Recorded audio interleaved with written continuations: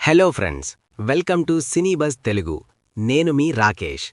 ఈ సంక్రాంతికి ఫ్యామిలీతో కలిసి నవ్వుతూ చూడాలా? అయితే ఈ సినిమా మీకోసమే.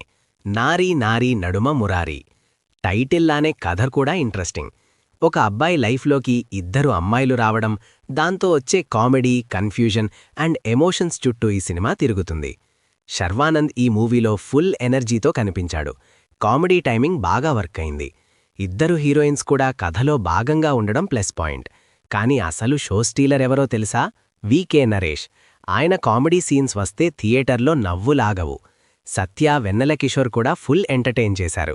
కథ కొత్తగా ఏమీ లేకపోయినా సిచ్యువేషన్ కామెడీ సినిమాని ముందుకు తీసుకెళ్తుంది.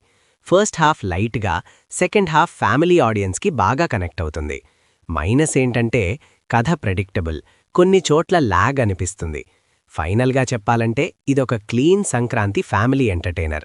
హాయిగా టైంపాస్ కావాలంటే ట్రై చేయొచ్చు. మా రేటింగ్ 3/5. ఇలాంటి షార్ట్ అండ్ ఫుల్ మూవీ రివ్యూల కోసం మన సినీబస్ తెలుగు ఛానల్ని సబ్స్క్రైబ్ చేయండి. లైక్, షేర్, కామెంట్ చేయడం మర్చిపోవద్దు. This is Rakesh, signing off.